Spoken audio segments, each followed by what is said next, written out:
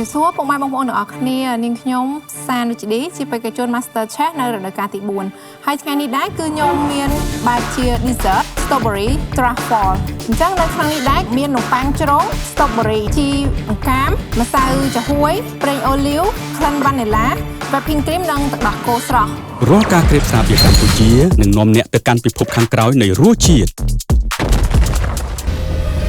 គ្រប់ដំណាក់កាលនិងគ្រប់ផ្សំត្រូវបានគ្រប់គ្រងយ៉ាងល្អិតល្អន់ពីអ្នកជំនាញ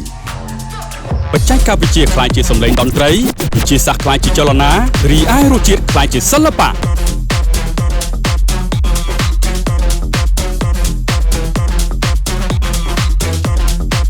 ពួកយើងបានពង្រីកខ្លួនខ្លាយជារោងចក្រលំដាប់ពិភពលោកសម្រាប់លោកអ្នកអញ្ចឹងជាដំបូងគឺខ្ញុំវាយ whipping cream ចាក់ whipping cream ចូលក្នុងចានហើយទឹកដោះគោស្រស់អញ្ចឹងការវាយ whipping cream នេះគឺខ្ញុំបានវាស់រួចហើយចំនួនគឺយើងត្រូវតែដាក់បរិមាណស្មើគ្នាអញ្ចឹងឥឡូវនេះគឺខ្ញុំចាប់ផ្ដើមកាត់ផ្លែ strawberry អញ្ចឹងផ្លែ strawberry គឺខ្ញុំកាត់ជារាងបដោយហើយជ្រាបជា4ហើយយើងកាត់ហើយយើងដាក់មួយឡែកហើយបន្តទៀតគឺខ្ញុំត្រូវធ្វើការក្លុក strawberry ហ្នឹងនៅក្នុងការក្លុកហ្នឹងគឺយើងថែមទឹកបន្តិចទៅពីព្រោះយើងត្រូវកូរជាមួយនឹងម្សៅចាហួយ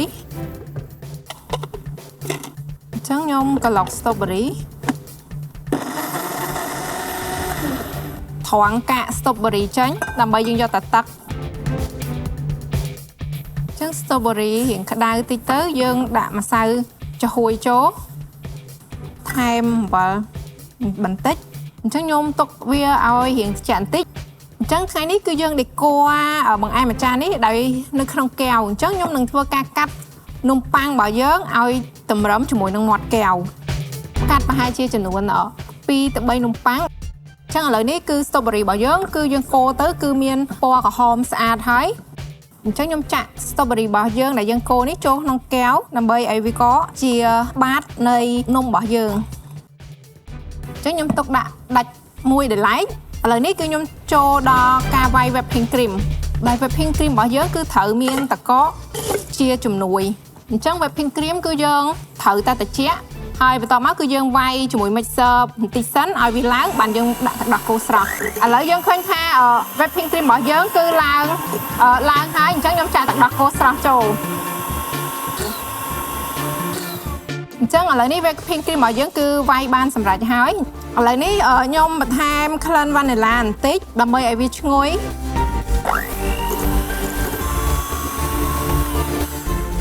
យកគ្រីមដើម្បីដាក់ក្នុងដូងដើម្បីច្របាច់នៅក្នុងកែវរបស់យើងដែរអញ្ចឹងឥឡូវនេះគ្រីមរបស់យើងគឺពេញហើយអញ្ចឹងយើងរៀបដេក័រនៅក្នុងកែវរបស់យើងដែលយើងបានចាក់ចាហួយឬជា strawberry របស់យើងតបទី2ជានំប៉័ងជ្រុងដែលយើងបានកាត់ថែម whipping cream ដែលយើងបានវាយហើយអញ្ចឹងបន្តមកទៀតគឺខ្ញុំដាក់នំប៉័ងមួយជាន់ទៀតខ្ញុំក៏បន្ថែម strawberry ទៀតចំណិតនំប៉័ងចុងក្រោយគេអញ្ចឹងខ្ញុំដាក់ cream ឲ្យច្រើនចាត់ strawberry ជាចំណែកទូចដើម្បីដេក័រខាងលើហ្នឹងរកជីអង្កាមបន្ថែមដើម្បីឲ្យវាស្អាតចាអញ្ចឹងបន្ទាប់ពីការបង្ហាញរបស់នាងខ្ញុំនៅ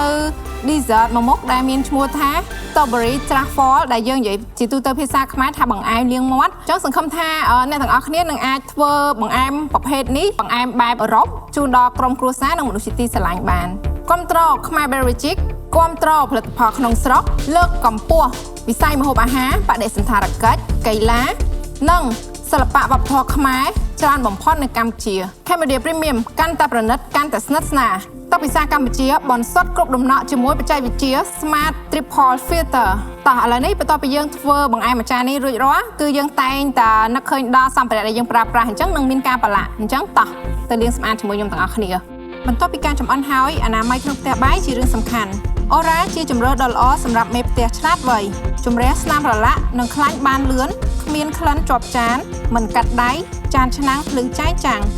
ហើយអូរ៉ាក៏មានជាសាប៊ូម្សៅបោកគក់សាប៊ូលាងចានដែលមាន2ក្លិនក្លិនក្រូចឆ្មានិងស្លឹកគ្រៃតែប្រណិត កាន់តែស្និទ្ធស្នាល Cambodia Premium Beer ទឹកពិសាកម្ពុជាបន្សុទ្ធគ្រប់ដំណក់ជាមួយបច្ចេកវិទ្យា Smart Ripple Filter